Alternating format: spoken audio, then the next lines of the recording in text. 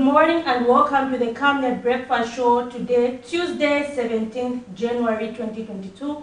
I hope you're having a wonderful and productive week already, even as we go further in the month of January. To present today's breakfast show, I am Zipporah Mshala and I will be shortly joined by my co-host, Miriam Kaimba. And so at 7:30 today, we're going to open our phone lines where we talk about virus trending issues. What is your take on virus trending issues right now in the country? And among those trending issues is the issue of load shedding, the issue of street vendors, and many other things. Community crime. What is the situation concerning community crime in your area? So we have various trending issues which are not limited. So whatever you feel is trending in your area, do call in and let us know what is happening and what you'd like, the authorities to do for you. And at 8 hours, we're going to be joined by Reverend Maona Zulu from the Apostles Council of Churches, who's the programs director there to help us discuss the role of the church in uniting the country. What did the church do in 2022? Did they do enough to end, political divides? Did they do enough to end, vices such as tribalism and other things? And to really, going forward, what role should they take? How can they contribute best to Zambia's governance? So at 8 hours as well, we're going to expect your phone calls as you participate in the role of the church in uniting the country. But just now, before we get to those interesting topics for you today, let's have the morning boost to stretch a little bit and wake up from the sleep that we just had. Let's have the morning boost.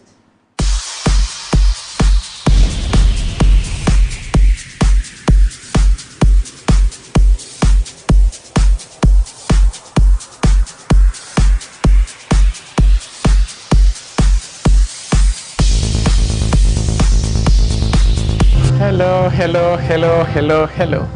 I'm your boy, Harrison, aka the Fitness Papi, once again. And we are here at Chonzi Fitness Gym. And today we are going to do spinning for probably 5 minutes or 4 minutes. Okay, we can go. You have to insert here. Make sure that the foot is wrapped around the belt. Then you now start.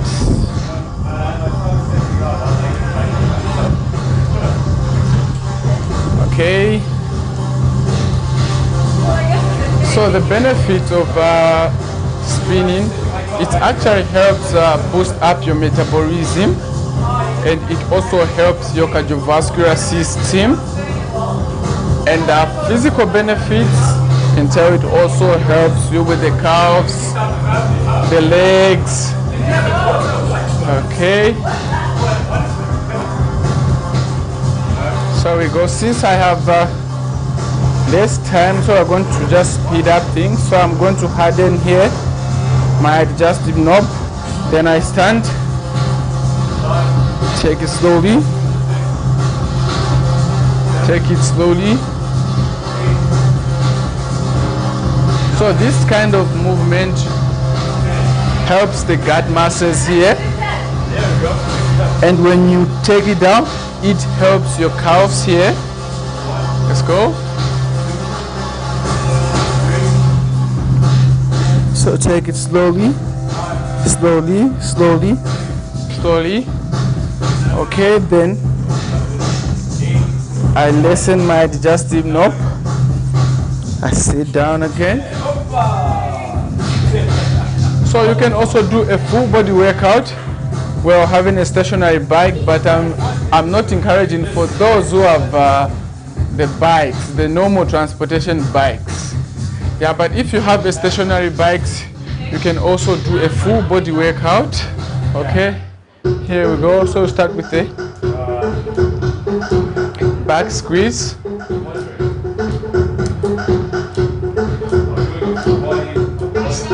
Back squeeze.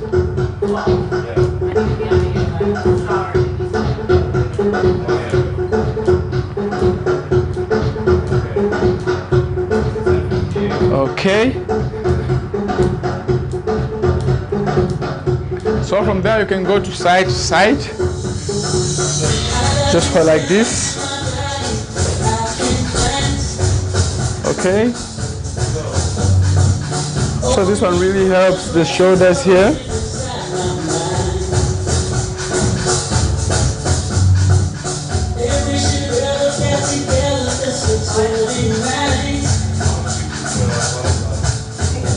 Okay.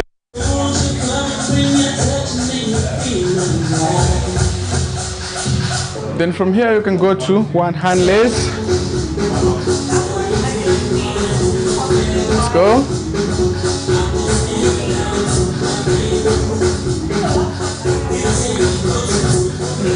This kind of movement also helps you in your shoulders. Keep going.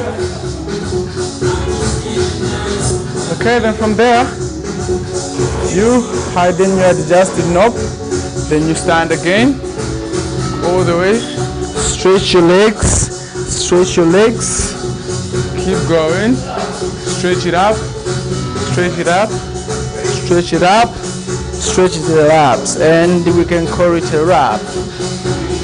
Okay, guys. Then after here, you can just stretch. Okay, then you come this side. Do your stretch.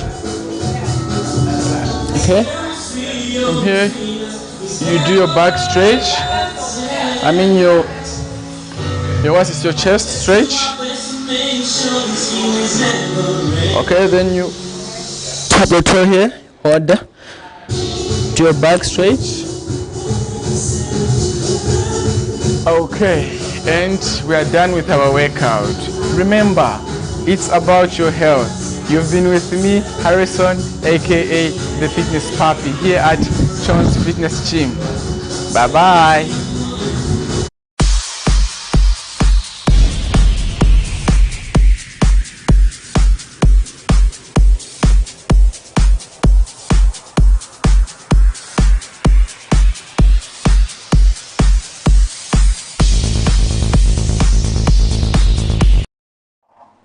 Thank you so much there, the Fitness Puppy, for that morning exercise. I did enjoy myself here in the studio with my colleague Zipporah. Zipporah, I have to be, every time I have to remind you, I have to ask you and find out, did you exercise in the morning? Anyway, apart from doing this exercise on the show this morning. Well, because you promised us, so I need to check, I walked from the door of my house to the car. That's enough exercise. Really? That's enough exercise. Yeah, I walked from the door of my house to the Camnet car, you guys came to pick me up. So I think that's enough exercise for today, really. But anyway. And I'm going to walk in the field when when I come out of the car. Obviously, I need to find out what's happening in the community. I'm busy interviewing people. For example, today I'll be going to Komesa Market. I'm told that two more rank was there, the issues of leadership. And yesterday, Miriam as a journalist, I was called at night, I was told, come here right now, could you talk in the background? This and that. I was like, oh no. I can imagine. I want to hear what is happening there. But then the issue is that these places have been highly politicized, markets and all that. But anyway, that's a story that we expect to see. That's something that is very interesting. Quite interesting, and we will hope to see that story coming up in our news later in the evening. But anyway, right about now, let's get direct into our health corner and see what the doctors have for us this morning.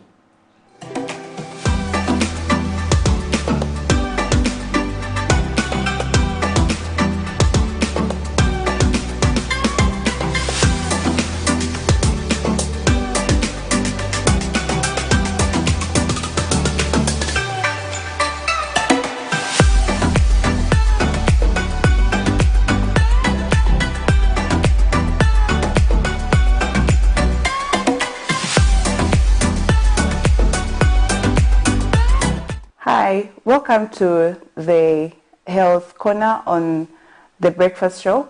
I am Dr. Nakuya Namfaya. This week we are talking about hypertension, and yesterday we talked about what hypertension is and how it comes about. We say that hypertension is an elevated blood pressure or high blood pressure of 140 and above, 140 over 90 and above. So we also say that hypertension has got many causes, and most of the people that have hypertension don't even know that they have hypertension. And most of the people who have hypertension, their cause is usually not known. But there are other conditions that can cause you to have hypertension. Diseases like diabetes and kidney disease. These conditions can make you to have high blood pressure. So today we'll be talking about some of the signs and symptoms of hypertension. So hypertension doesn't usually present with any signs or any symptoms. Usually patients who have hypertension will not even know that they have hypertension or high blood pressure. And they will only be able to know that when they get tested at the hospital or their blood pressure is checked at the hospital, and then they find out that they have hypertension. But there are some people that might have symptoms like headache, which are non-specific. So they might have headache, some might have bleeding from the nose, some might be feeling dizzy very often, lightheaded, and shortness of breath.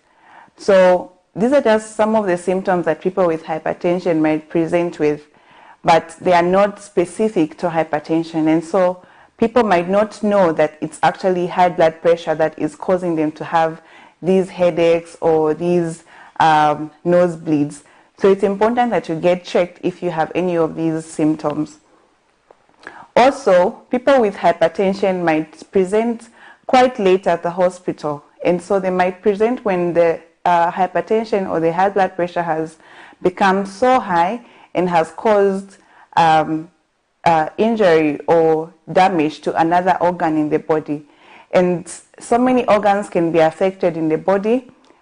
These include the heart, the eyes, the kidneys. And so if one of the organs has been affected and you start experiencing symptoms based on that particular organ. So for example, if you have, you end up having a heart condition because of hypertension, you might present with chest pain and shortness of breath, dizziness. If you have problems with your eyes, you might present with having problems with your eyes, not knowing that it's actually the hypertension that is causing those problems. So it's important that you check your blood pressure on a regular basis for you to be able to know if your blood pressure is in the normal range. So these are just some of the symptoms of hypertension. So today we are learning that hypertension can present with symptoms of headache, bleeding from the nose, dizziness, and shortness of breath. And sometimes it can affect certain organs in the body, and you end up having symptoms based on the organ that is affected. So if it's the heart, you can end up having symptoms of chest pain. If it's the kidneys, you can end up having symptoms of kidney problems. So it's important that you check your blood pressure and know what your blood pressure is. So this is all for today. I do hope you'll be able to watch again tomorrow at the same time on the breakfast show here on Camnet TV. Thank you for watching.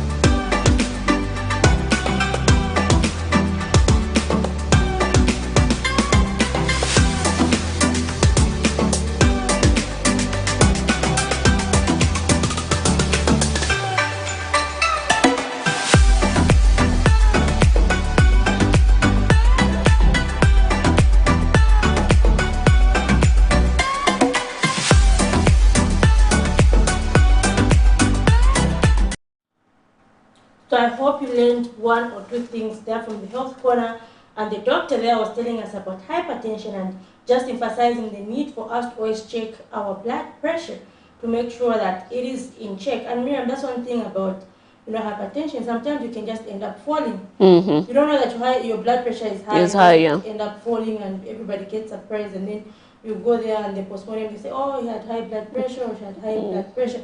And if you heard the doctor was saying, when the blood pressure is too high, like it also, affects certain organs in the body, and you start manifesting symptoms of whatever organ is affected. So it's really bad. It's really bad. You should prevent it at all costs. That's the more reason why you need to go for checkups. And also prefer natural remedies, like to prevent it. Like eat healthy.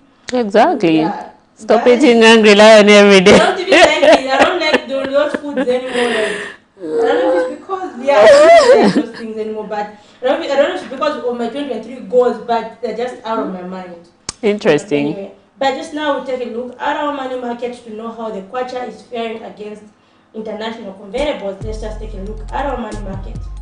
So there we have the Great British Pound buying at 22 kwacha 27 ngwe, selling at 22 kwacha 71 ngwe. The United States dollar buying at 18 kwacha 26 ngwe, selling at 18 kwacha 62 ngwe. The euro buying at 19 kwacha 74 ngwe, selling at 20 kwacha 13 ngwe. The South African rand buying at 1 kwacha 07 ngwe and selling at 1 kwacha 10 ngwe. So Miriam, there we've seen that on the selling side, the US dollar has reduced from it, rather increased. Increased, yeah. It was on 18 kwacha 58 ngwe. 58 ngwe. Now it's 18 kwacha 62 ngwe. Yeah, we're likely seeing it. Has reduced, but then I've seen that yesterday it was on 58. Yeah. And then now it's 62. It's running toward 19 kwacha. Very soon, I think we'll be seeing it in 19 kwacha. And I hope that measures are being put in place, to make sure that it is stabilized. Exactly. Anyway, just a reminder to our viewers that we have officially opened our phone lines. Please take part in our discussion this morning, and exactly at 07 hours right about now, we are looking at trending issues. What are some of the trending issues that are happening in your community? Please do give us a call and let's get discussing and interacting. And then at 8 hours, we'll be joined later on by a guest in studio where we're going to be looking at the role of the church in uniting the country. But right about now, Zipporah, what are some of the stories that made headlines in our news yesterday? Okay, so yesterday, Miriam, we saw a story from Ballastone area where the residents there are saying there are a lot of community crimes from these community gangs known as junkies. So they're saying, with the introduction of 12 hours load shedding, the situation has become worse because they hide in these, maybe uncompleted buildings, these makeshift shops. These ones are made out of metal. Yeah, they just left there without a door. Maybe during the day it's a shop, and people sell groceries. During the night it's just left there. So they're saying there's a lot of crime there. They're saying they can't even pick a phone call without the phone being grabbed. So it's really interesting anyway. And this issue of load shedding, when you look at it, in as much as it can bring certain opportunities to others, it remains a huge concern to a lot of people. I know, Zippo, last week we were looking at a story where charcoal traders were very, they're saying, okay, their business at least, it has boosted, it has improved. People are able to buy charcoals from them. But when you look at on the other side of perspective, you will find that those who own small shops, let's talk about those who own saloons, barber shop, are being affected every day because of this load shedding. And now you are talking about, these junkies attacking people at night because they're taking advantage of the situation. For them, they think, okay, it's business, but anyway, it's a crime. Please don't attack people at night. Don't take advantage of the situation just because there's no power and you want to attack people. And last week, Zippo, quite interesting, we saw there was a video circulating on social media where in Mutendere compound, a transformer, I don't know how the thieves, removed the transformer from the pole. Yes, I think they stole cables. I don't know how they did it, but, people were saying, they have taken advantage of doing such a thing because of load shedding. So you see the implication that this thing brings. Yes, and is it in Chongwe, Miriam, what we saw, is it the same one where police shot 2 people? Is this the same one? No, this is different. One. Last week I saw it in the Zambia police media group, where the deputy police spokesperson posted. There are 2 people who were shot for, they were stealing these cables. And so Miriam, imagine dying. Yeah. They actually removed the whole transformer. There were some pictures, they removed the whole transformer.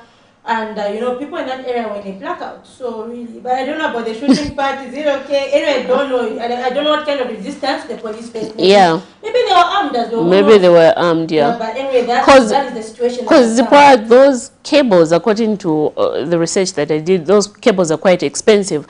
And there's a time from the court where I covered the story of a man who stole these Zesco cables.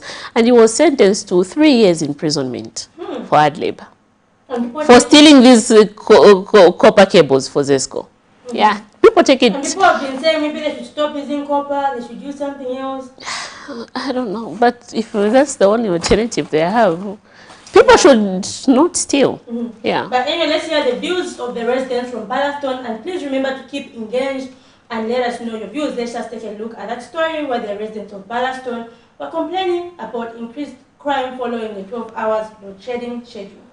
Load management has come with its own challenges, such as businesses failing to function, while some junkies in Lusaka's Ballaston area have seen load shedding as an opportunity to commit crime against innocent residents.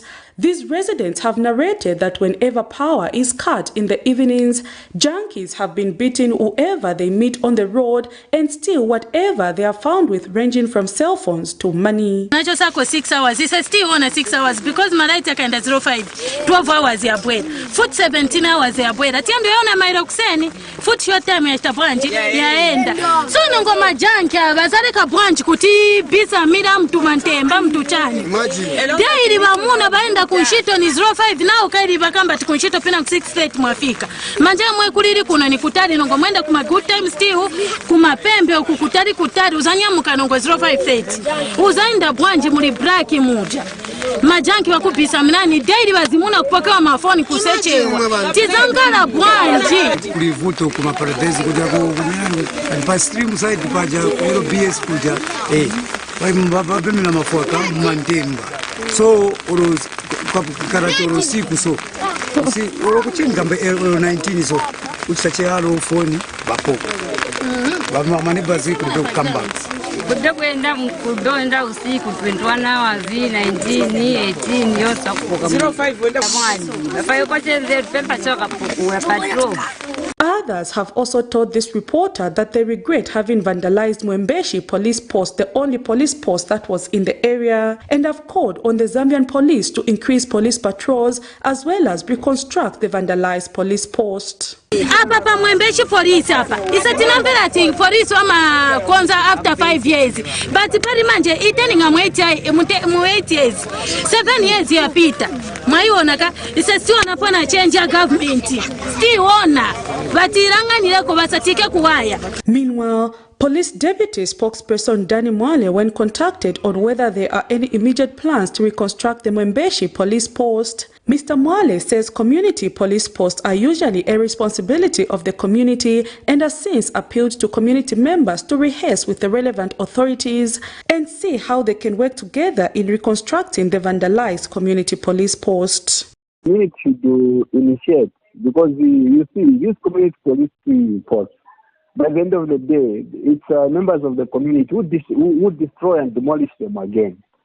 So if members of the community are seeing that crime is rising, they should approach us so that we put our heads together and then we see how we can march forward. But as it is, we call upon members of the community to initiate the plan, because they are called community police posts. They own them. They are in their hands. For now, these residents have called on government to stop load shedding compounds in the night, as it has been encouraging criminals to take advantage of the dark. Affected due to this darkness which is happening. So please, we are appealing to the MP, Honorable Mao Sampa, and the Councillor, Mr. Crispin Kabore, to come on board and help us. Otherwise, we are living in danger. We are living as if it is not our country.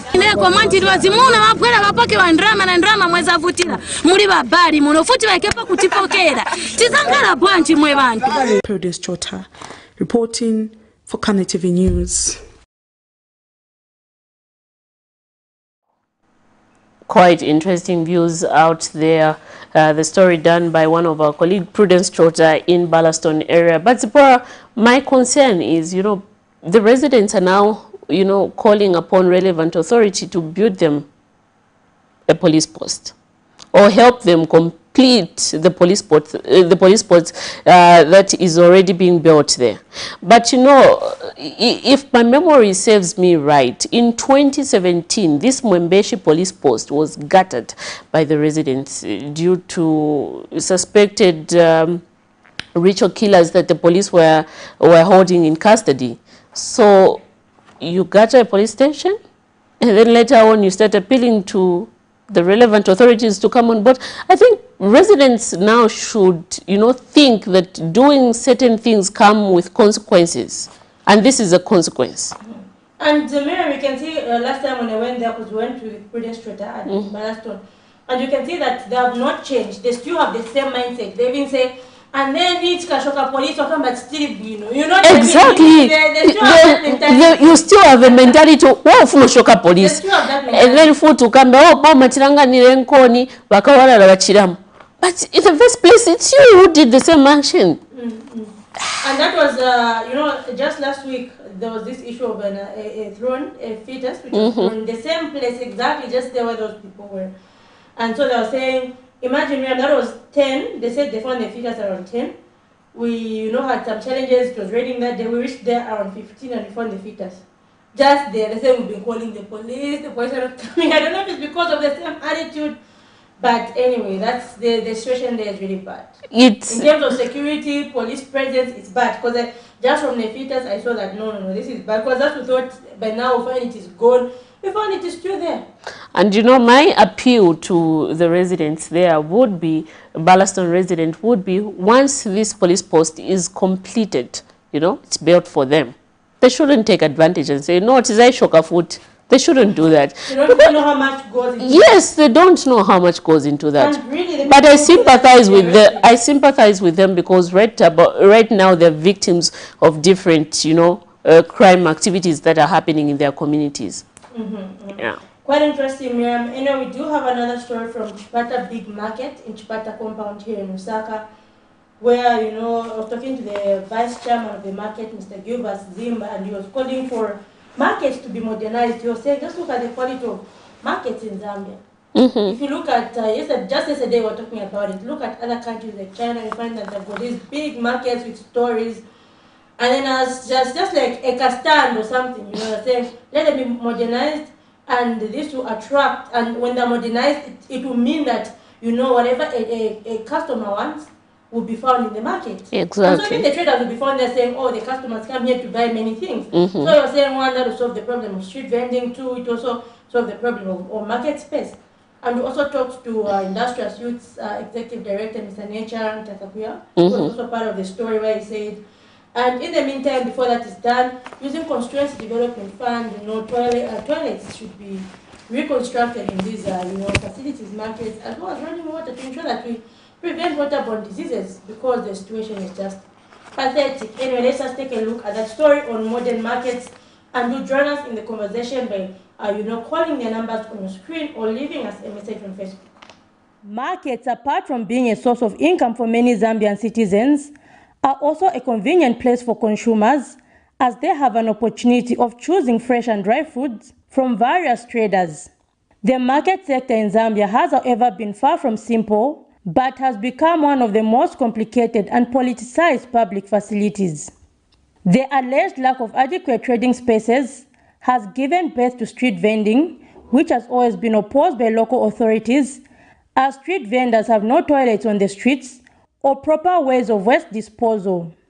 Others argue that the lack of space is not a genuine excuse, as some markets have been abandoned. Lusaka's Chipata Big Market Vice Chairperson Gilbert Zimba says it is time for local authorities to consider modernizing selected existing markets to keep traders in these places, stating that modernizing the markets will also attract customers. So government ike konzeru kubweresa vantu ma market kuti vasevenzera pamoja. By so doing na business vantu vazambo gula mza mtu akabwera market sabwera for one item azabwera for break on group break which night, but what is going to do now, you will need to buy another extra. Yes, now by putting those people kuja wakabwera kunzaka na market. Meanwhile, Industrial Youth Executive Director Nature Takakuya has spoken out on the problem of poor sanitation in many markets, stating that this needs to be addressed using the 2023 Constituency Development Fund.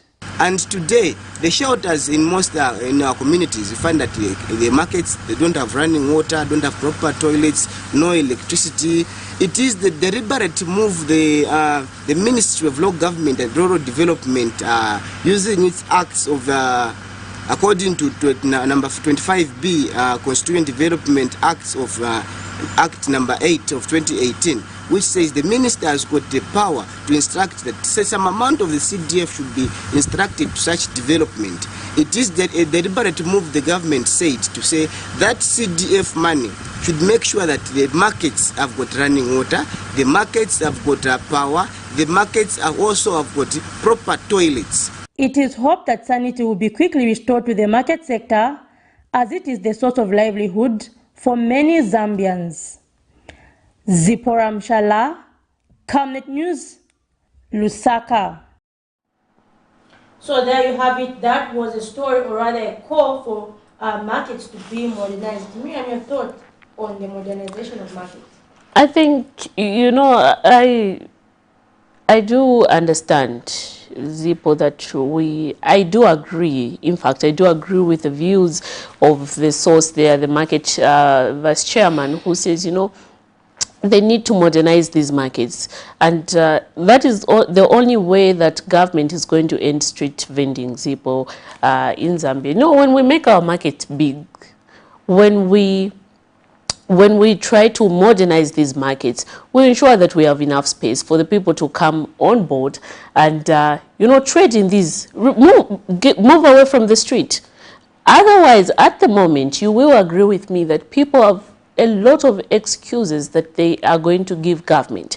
When government, we saw on Sunday, when Gary Nkombo, Minister of Community Development, local government, Gary Nkombo gave the directive that people should move out from the street. You know, a lot of people had reason, they had justification. They said, where are we going to go? Because they didn't have another alternative. So if government is going to take this advice, modernize these markets, build big markets, don't build small markets, no, build big markets that is going to, you know, occupy a lot of traders. That way we are going to solve this issue of street vending. Otherwise, if we're not going to put this into consideration, the issue or the problem of solving or ending street vending, trust me, we're not ending it anytime soon. Yeah, and you know, Miriam, just the Simon Lane market, the one which is the new Simon Lane market, that one which is, I don't know if it's anyway, but last time I was talking to the PS, Mr. Mamama, was saying it would be commissioned anytime soon. And you find that the other time I was talking to some street vendors saying, why don't you apply, you know, there are new markets, and they were like, we're told that the market is already full. Exactly, that shows you that... It's not yet been commissioned, but saying there are already people in there. You see? That shows you that the seriousness, the lack of space. The lack of space, exactly. That, you know, we need to have these markets being built in so many locations and bigger markets. We're not going to say, no, let's build a market, a small market. If we're going to say, let us build a market, it needs to occupy a lot of traders. And that's why we've always been told, Miriam, that if all the traders are in the market, no one will want to buy from the streets. No one will. People say we're following them. They're buying from you. Exactly, exactly. Going to follow you. Exactly, they'll follow you. That's how it is. Talk about, let me give an example. You know, there's Kamala, there's Intercity, there's City Market, and there's Soweto. Zippo, you always know that for me, if I want to get vegetables, if I want to get good tomatoes, I will have to go to City Market. If I want to get good cups or good what, I have to go to Kamala. Automatically, you are going to follow these traders. It's not going to say, no, because no, you're going to follow them because you know that is where almost everything is found, that side. And that is what we need. Yes, definitely. So do join us in the conversation right now. We're discussing trending issues. What issues are trending in your community? It can be the issue of load shedding. How is it affecting you? It can be the issue of fuel. How is it affecting you as a citizen, and many more other things. It can be community security. How are you affected? So just join us by calling the numbers that are scrolling on your screen, or leave us a message on Facebook before we go to our main topic at 8 hours, which is the role of the church in uniting the country. And Miriam, talking about community security, I don't know about you, but you know, in Tendere, just leave your gate open, like without closing. You know, maybe just go out and you can close the gate. But if there's no one inside, maybe to make sure that the lock is locked. Maybe all of you can be in the house. You come outside, you find you don't have a tap anymore. During broad daylight, I don't know, are we being our neighbor's keeper? You know what I mean? Are we being our neighbor's keeper? So even during the day, you have to lock with the lock. But you know, you put a metal thing to make sure that no one can open the gate from outside. And imagine if you're going to find the tap gone. Imagine you leaving your shoes there. Everything gone. Even if you are keeping pets, you find the pets gone. You just hear a dog crying. It's gone. So this shows you the seriousness. I really liked it. Me, I'm about about 1 month ago. I was coming from an event, a ZNS event, around 23. I don't know if that happens always. But that day, Miriam, we found a lot of police in these, you know, the tankers, those big ones which they use, the green ones.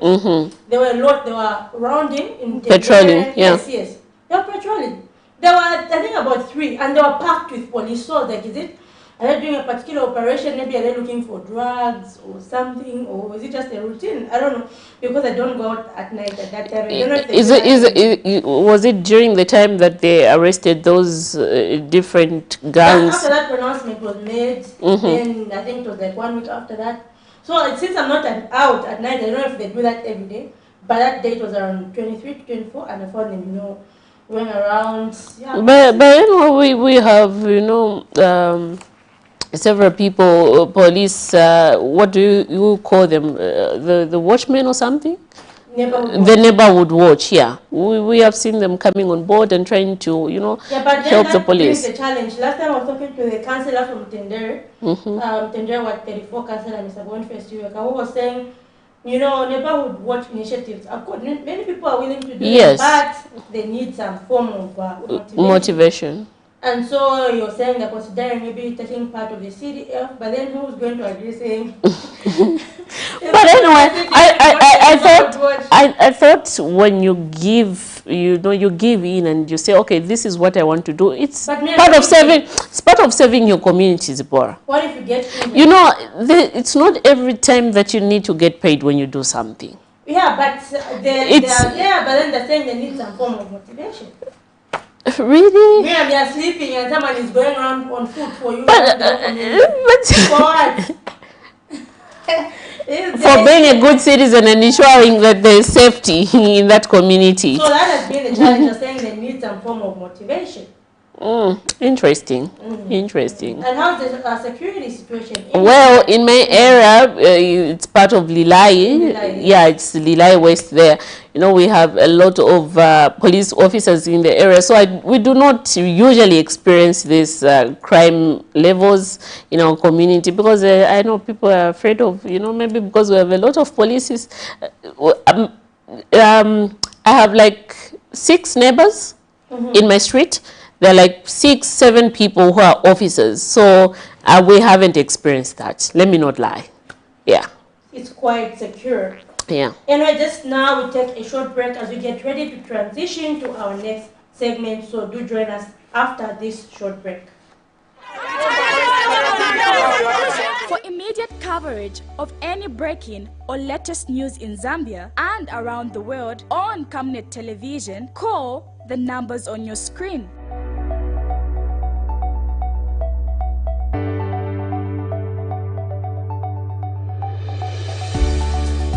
Camnet television, bringing to your screens fair news, impartial news, credible and reliable news all the time. Get the whole truth on Camnet World News.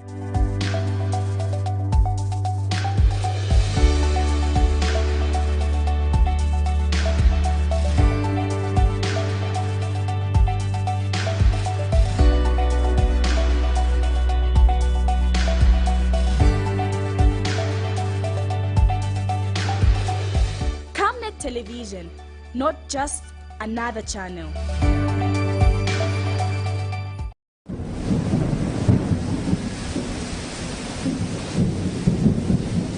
Good news, good news. The rains have started. You need to plan your future. Generation Wealth is the way to go. Has grafted avocado plants fruiting within 2 to 3 years for sale at only 90 kwacha each. And ordinary avocados at only 45 kwacha each. Contact us on 0979 753010 or 0962 965 883. We are open from 8 hours to 17 hours, Monday to Friday, at Healing Word Ministries International in Ibex Hill, opposite Hilltop Hospital.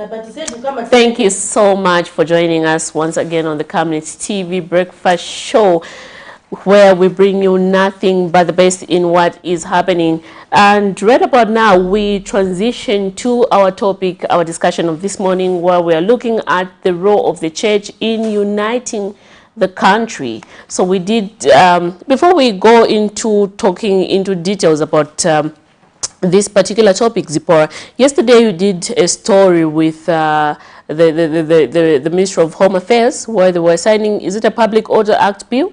Something like that. Maybe you can speed us up to what exactly happened. Okay, so we have the Public Order Act, of course, which tries to regulate gatherings. And last year, Miriam, we saw a lot of stakeholders giving in their views. We saw civil society organizations, we saw the church, NGOs putting in their views. How do they want this law to be reformed? When you look at the UPND, which was in opposition for 23 years, the current president, Hakane Chidema, used to complain saying, I can't go to church without being arrested. Saying, where's your permit, Many people, even just going to a radio program, people would say, where's your permit?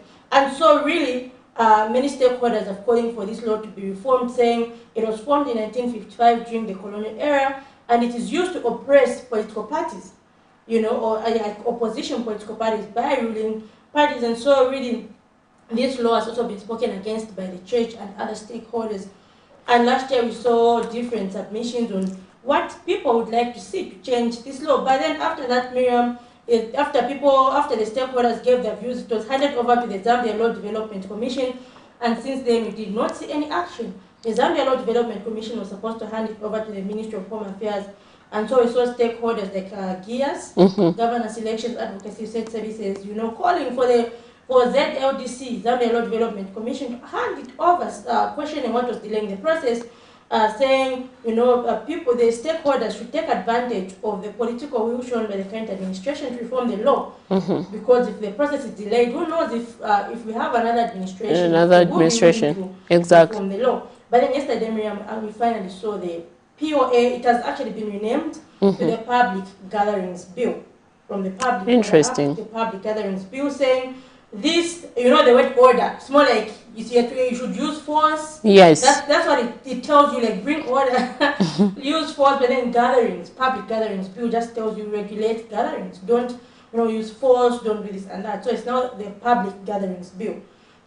And so yesterday we saw it being handed over to the Ministry of Home Affairs, and it was really a momentous. Okay, so does it mean that, for example, because we saw last time that if, for example, the opposition are trying to hold a meeting, they need to get a permit or something. In this bill now, since it has been reformed, is it the same situation? Do they still have to get a permit from the police if they want to conduct a gathering or something like that? So last year we saw, stakeholders saying a police notice is just a notice. You don't need to get an answer. Just notifying the police. Saying, exactly, yes. Yeah, but then since it has not yet been made into a law, it was handed over to the Ministry of Home Affairs, who have handed it over to the Ministry of Justice, who to hand it over to Cabinet for approval, to be taken to Parliament for debate, and so it's that process. So for now it has to go to Cabinet, in Parliament, people have to vote and all that, and to be a law. So if it is approved as it is, then it means we'll see some of those changes, you know, such as just a notice instead of waiting for approval. So we'll see how it goes for now. But yesterday we also saw, is it Foundation for Democratic Process Forum, where they were saying, we hope ZLDC has not changed anything in the bill. Like, how possible is it? How possible is it? it? The same, you know, bill that we handed over to them anyway. Exactly, those were the submissions that various stakeholders made. So how can they change? Make sure they have not changed anything to put what they want there anyway. It was interesting, but let's just take a look at the bill that was handed over yesterday. The Public Order Act POA is one law that has been topical since the United Party for National Development UPND came to office in August 2021, as they vowed to ensure that it is reformed and does not hinder democracy, alleging to have been victims of this law during previous administrations. In 2022, a number of meetings were held where different stakeholders gave their views and proposed alternative reforms to ensure that the law, which borders on regulating public gatherings, respects human rights. Since completing the validation process and handing over the proposed bill to the Zambia Law Development Commission ZLDC, stakeholders have been complaining about the seeming slowness by the Commission to hand over the bill to the Ministry of Home Affairs and Internal Security, stating that this was slowing the process of the Act being reformed. Monday, 16th January 2023, the Zambia Law Development Commission has finally handed over the bill to the Ministry of Home Affairs and Internal Security and the said ministry to the Ministry of Justice for submission to Cabinet. Minister of Home Affairs and Internal Security Jack Mwimbu was speaking after officially receiving the bill. The process out which is being handed over to the ministry today will enable the new Dawn government fulfill its promise to the people of Zambia and aid the resolve to repeal and replace the Public Order Act with a legislation which facilitates the enjoyment of the fundamental right to freedom of association and assembly.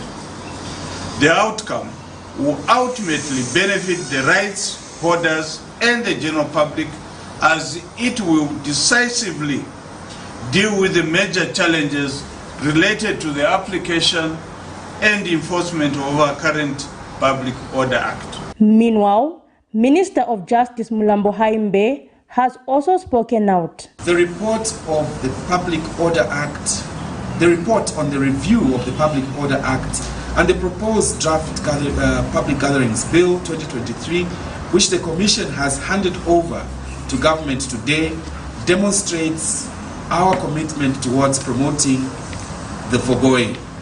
The Ministry of Justice will remain committed to supporting the work of the Zambia Law Development Commission in legal review generally. ZLDC Vice Chairperson Munukuyumbwa Munyima has also spoken on the bill.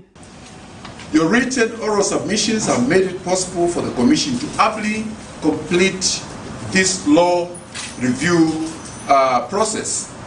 Your respective contributions are what has brought us this far. Appeal to the Ministry of Justice and Cabinet to expedite the process of undertaking other legislative internal processes so that there is no further delay in the manner in which, or in the time frame within which the gatherings bill is to be submitted to Parliament, so that it goes through various legislative processes and ultimately enacted into law. The POA was also renamed to the Public Gatherings Bill in hopes of promoting proper regulation with minimum force. Zipporah Mshala, Camnet News, Lusaka. Quite interesting there, and I hope that for sure when we rename it, rather we have renamed it already to the Public Gatherings Bill, it will actually, you know, we hope, the force. Yeah. Because we see during the previous administrations that we had, we saw a lot of people, stakeholders coming on board and calling for a review of the POA. And, you know, a lot of concerns were that we saw a lot of people being victims of the police, you know, being beaten, others being killed and stuff like that. All because of, you know, there were these, you know, lacunas in the POA. So we hope that the submissions that were made by various stakeholders anyway are very, very good they benefit everyone, in short. Yeah, talking about our discussion this morning where we're looking at the role of the church in uniting the country. What is your view on that? Well, really, last time I was talking to a clergyman, Bishop John Mambo, who was saying the church in 2022 was actually divided. He was saying the church in 2022 was divided, everybody was focusing on, being seen as an individual. Okay, I'm supporting the president, I'm doing this, I'm doing that. But then they're saying the role of the church is, their allegiance is to the citizens. When something is bad, he was saying they should speak as a union, and say, okay, this is bad, in unison, they should speak together, and when something is good, they commend it. But, you find that this one, maybe something is, say for example, the church always talks on issues such as load shedding, as long as that, affecting the ordinary citizen. You find this one is saying it's good, this one is saying it's bad, for various reasons. So, the clergyman last time was saying, in 2023, the church would speak with one voice, because their allegiance is to the citizens. They try to speak out on these issues, Zambia being a Christian nation. And, quite interesting on, the views of the church there. We did see Zipporah in 2021 toward the elections where, the church was in separate ways, where others had even aligned themselves to be Christian for a certain, political party, or supporting a certain political party and affiliating themselves to, or aligning themselves to a different political party. But this is something that, I get to ask myself, should the church take such a step in siding with politicians now, when their duty, I believe their duty is to speak as one voice, and their main focus should be on the citizens? And that almost happened under the UPND, but then the president, stood out and said, they want to be Christians for Jesus. If you remember very well, once he came into office, there were all these people, trying to, whenever he says something, they will march to support it. And he said, no. We just want Christians for Jesus. We don't want Christians for anybody. We just want Christians for Jesus. And I think that was a very good move. Now, this reminds me of, this leaves so many questions. Zippo, if we're going to say we are going to be praising and praying to God, who should we please? We should please God. But why do we see different people, different churches, rising up and saying, no, we are affiliated to a certain different political party, and, we're going to... That's what even brought confusion, if you remember, in the 2021 general elections, where just because a so-called prophet supports someone, they'll say, oh, I've seen this one winning. And then they were later challenged, to apologize for the false prophecies. But if you look at a long time in the Bible, you find that the prophecies used to come to pass. And no one used to apologize, saying, I apologize for prophesying this and that. But anyway, I'm talking about the general elections. We did see a lot of political division based on tribal lines as well. And last time we talked to the Zambia Youth Association in the fight against tribalism, ZATO, who actually, called for the arrest of these individuals. And I think it is over 1 year now since we did that story, or maybe is it 6 months or so, but we've not yet seen any desirable action. So really, those are some of the things that the church should speak up on. Because, again, the other concern will be, every time we go toward the elections, we'll be seeing such things occurring. Okay, you will find people, campaigning based on tribal marks and, issuing different remarks against a different tribe just because you don't like a certain tribe. You sometimes, just to gain political mileage, you say something bad. At the end of the day, not realizing that you're causing division in the country. So, this is, we want to see if the police are going to say we are investigating and we need to make these arrests, they should, make this arrest and put more action. We don't want to see empty statement without any actions being done. No, because a lot of people, trust me, come 2026 we'll see the same things happening again, because they will know, okay, last time we were not, nothing was done to me, so I can continue and do the same thing. Yeah. Anyway, let's just take a look at that story from ZATO and hear what they had to say. The campaign period for the 2021 general elections was a fully charged political atmosphere as political parties tried to woo voters in a tightly contested race. Named politicians in the quest to gain numbers, however, allegedly uttered tribal remarks to gain political mileage using various media platforms, both traditional and social media. The Zambia Anti-Tribalism Youth Organization, ZAITO, has however noted that the named individuals who are reported to the Zambia police by different concerned citizens, including the organization itself after the general elections, have not yet been called for questioning, posing as a source of worry towards the fight against this vice in the country. ZAITO chairperson Joshua Sondashi was speaking to Camnet News. So we spotted the remarks from Biswell Mtale, we spotted some tribalism remarks for Madame Dola Silia. We also got some remarks from Shimba Kambwili. So we have the footage of these remarks. They are exposing themselves actually in different medias. And as an organization, we filed some for reference for future use. So these are some of the cases that we reported to the police at Hoodlands and HQ headquarters itself right there. So they are pending. Meanwhile, organization publicity secretary Dixon Zulu has highlighted the negative effects of this vice. As a nation, we are very much aware of the past incidences, especially during elections. We have had a lot of challenges in terms of tribalistic remarks, both by opposition parties, the then opposition parties, and even the current government.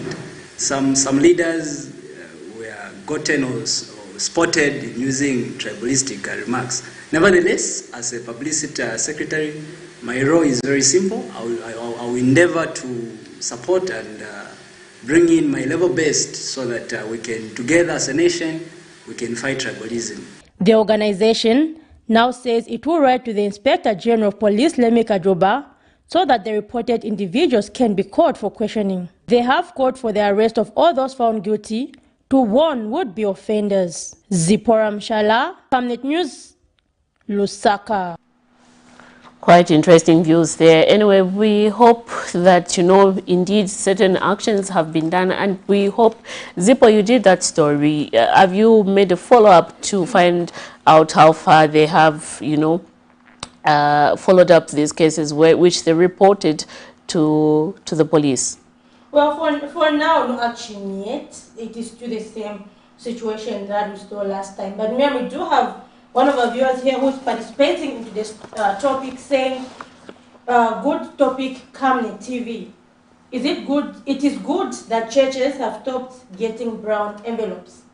Interesting. The Catholic Church should also stop giving the pulpit to politicians like we saw on the Copper Belt in Kavushi. I think they are referring to the by-elections back then. Back then, where we saw then Kavushi, former Kavushi member of parliament. Churches always say, no, they're just people, they're just citizens. But do you think we should, when a politician, okay, this has been an argument for quite some time, where people would say, do you think it's right if a politician visits your church on that particular Sunday? Do you think it's normal to give them a pulpit?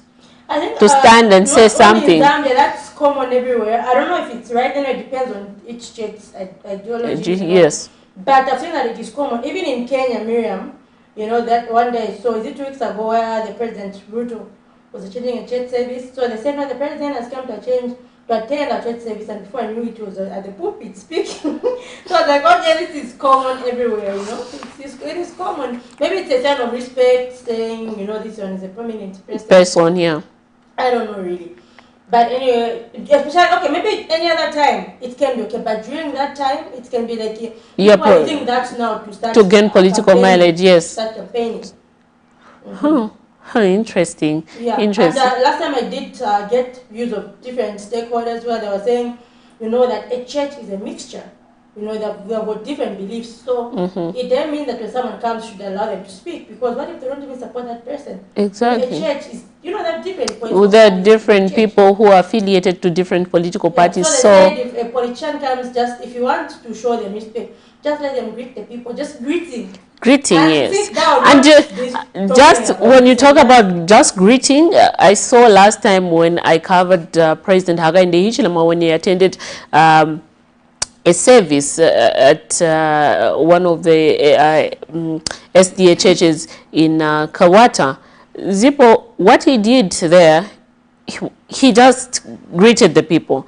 And I believe, I concur with your word, maybe a sign as a sign of showing respect, you know, because there's a prominent person amongst our midst.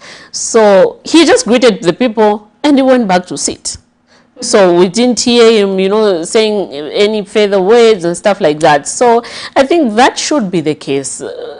My concern will be when we see now politicians, once they're giving a pulpit, they go on and, you know, start saying other things. No, vote for me, and stuff like that. Opposition members. Exactly. No, no. That would be like you're campaigning. And then now imagine I am attending that church service and I do not support that politician or that political party. Okay? What am I going to, you know, how am I going to feel? What am I going to think? So those are the questions that, you know, goes on in different people's mind. Yeah. And Miriam, I'm sure you know that on 20th January, which is this Friday, we're going to have by-elections in 4 wards. That's Wakula, Northwestern, Northern. So just 3 provinces, but 4 wards. Yes, so we're going to have by-elections. But then, I don't know, this time it has been more peaceful. We've not really had, you know, that friction. But we did have other ward by-elections just last year, where we saw, is it in Mukushi? Mukushi, yes. Where we saw Lusangazi as well. Also a lot of political violence. But, so this is also one thing that the church has been speaking against, talking about political violence. But I think it is good that this year, the first by-elections, Miriam, I don't know if we still have tomorrow and Thursday, we don't know if but Zippo, do you think in terms of the church, you know, speaking about political violence, do you think they have spoken out a lot? Anyway, let's get this call. Hello, good morning. We are fine, thank you, sir. How are you? Fine, thank you. Who are we talking to this morning? Good morning, okay. Calling from Sweden. It's good to know that Mufrida is watching us this morning. Please go ahead with your contribution. Okay, my contribution is this. I can be platform for later. Yeah, Mama. We will talk again. I should just like it for her. Mama, now, if I need to couple my fingers carefully, they are used to it out one. That's why you're not benefiting anything. They give you very about platform. Put characters that are going to go up there. Put characters, no, one to share it and that, no, quite a step. That's what I'm platform. They are going to be current scratch. You are like, you're not going to go there.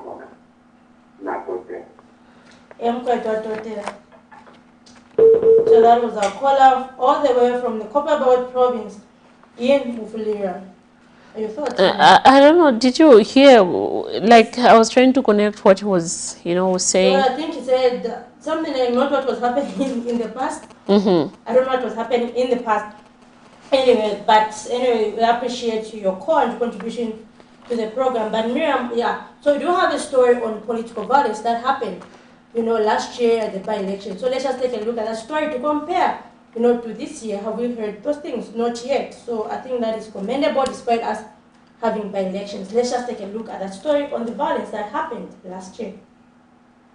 In what seems to be a sudden turn of events, supporters belonging to the United Party for National Development, UPND, who say they were politically victimized for 23 years that the party was in opposition, are allegedly the ones on the giving end of violence. The case of the Lusangazi, Mwense, and Mukushi by-election nominations that took place on Thursday, 13th October 2022. The opposition Patriotic Front PF is allegedly on the receiving end. The case of the Mukushi Council Chairperson nominations, where alleged UPND cadres can be seen stoning PF supporters. The incidents that occurred Thursday have irked some civil society organizations who have called on political party leaders to take charge of their members. In an interview, Operation Young Vote Executive Director Ges Nerenda has warned that no political party is special, stating that it was similar reports that made the former ruling PF to lose popularity with citizens. And today they cannot go back to their vomit and accept the violence, whether now it is changed colors from green to red. It's unacceptable. The UPND must know that one of the consequences of such violence is actually to be booted out of power. And they are not special, they are not angels, they are not God. They are just human like us. And the Zambians can decide right away to just boot them out of power. And they will be the shortest serving political party in office. And the police, on the other hand, must ensure that they work professionally and ensure that this violence is normal. They must bring to book those who are violent and they must prosecute them.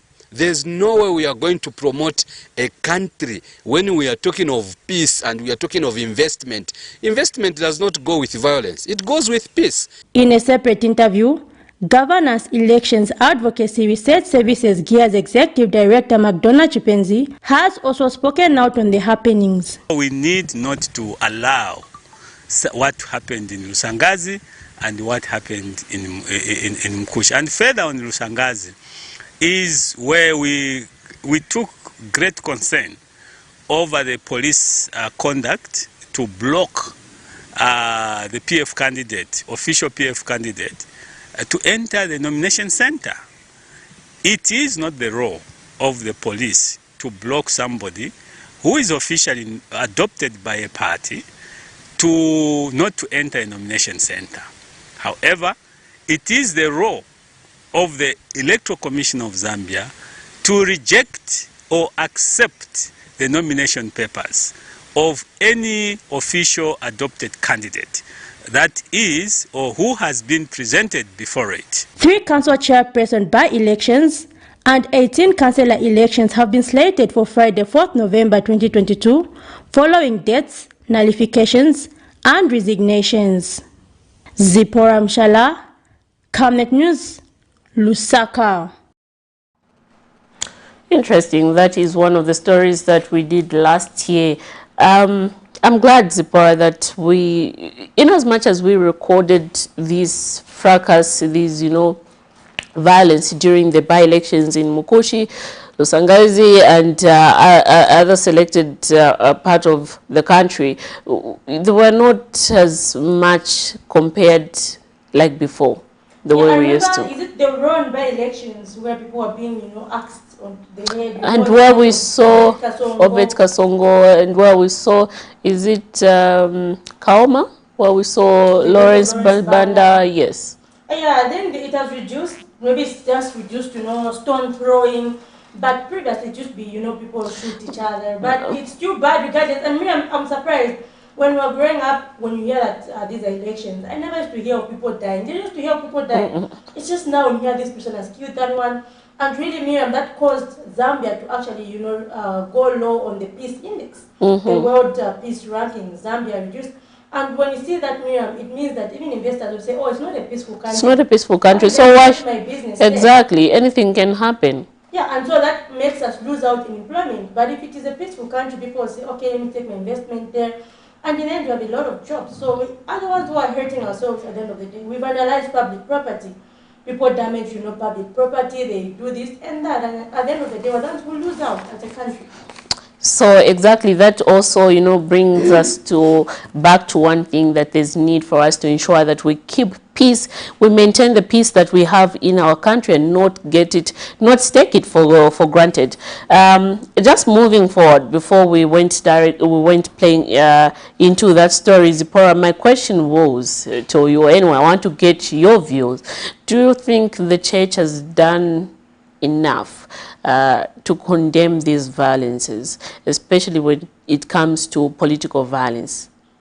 I think the church should, hold political parties accountable. Miriam, in 2018, we saw these major political parties, among them the Patriotic Front and the UPND, signing a peace accord, saying we make sure that our cadres do not practice violence, whoever practices violence, we make sure they're reported to the police, suspend them from the party. You know, we saw these pictures and people were happy saying, "Oh, the UPND and PF." And we saw that in early 2021. We saw we saw them signing. They said peace accord.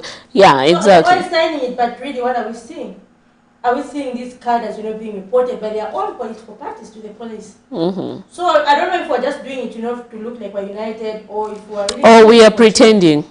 So that's something that we want. If we are saying, like last time, we talked to the New Heritage Party, who are saying we do not have political party cadres for ourselves. And that is a good thing. Really. That is a very good thing. They're saying we just, believe in ideologies, we go in the ground, we ourselves, the leaders, we tell people what to believe in. And they have a choice, to follow us. We don't we'll beat you up if you don't do this. I think moving forward, this is what we want to see. A situation where a political party shouldn't have political cadres. No. I believe maybe let's use the term a cadre. Anyone can be a cadre, because you belong to a certain particular institution and stuff like that.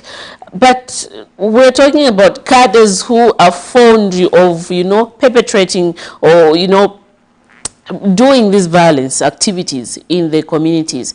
Moving on, we don't want to see such a situation. And I think, once we start condemning, in as much as we are, Zippo trying to talk about developmental issues in the country, I think this should be also a reminder for us to talk about these issues. Because somehow these also affect our development as a country. Yeah. Quite interesting, Miriam, there, and I think this is where we are about to come to the end of our program. And before we do that, Miriam, maybe just summarize for us some of the takeaway points from today. Anyway, my moving forward, Zipporah, I would want to see the church, coming on board and being vocal on issues that are affecting the country, not only political issues, but in general, other issues. We have a lot of issues affecting the country, and I would love to see the church, coming at the center stage and ensuring that they talk about these issues. And in as much as they're talking about these issues, they also unite the country so that we maintain the peace that we have forever, that we have continued enjoying since 1964.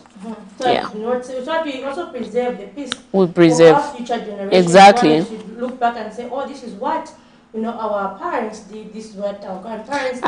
And when we maintain the peace, we are attracting more investors to come on board and to invest in our country. And this is what we want currently at the moment in our country, to boost our economy. And many people take peace for granted, but being a journalist who's done many stories on refugees, you will understand. Should not be taken for granted. No, it shouldn't. Running into someone's country, where do you start from? You don't even have even $1. Exactly. Where do you start from? You can't get a job. You're not a citizen. So really, we should not take our peace for granted. That is something that we should protect. But right about now, this is where we do come to the end of our breakfast show. Thank you very much for those who joined us through the phone lines and for those who left us messages on Facebook. So earlier we were talking about trending issues, and just now we're discussing the role of the church in uniting the country. How did the church perform in 2022, and how would you like to see them perform in 2023 in terms of speaking out on injustices and human rights and many other forms of injustice like political violence? So do join Patrick Soko and Sharon Kalimbula tomorrow as they take you into politics. From Miriam Kaimba and I, it's until next week, Monday and Tuesday. Have a productive Tuesday and stay blessed.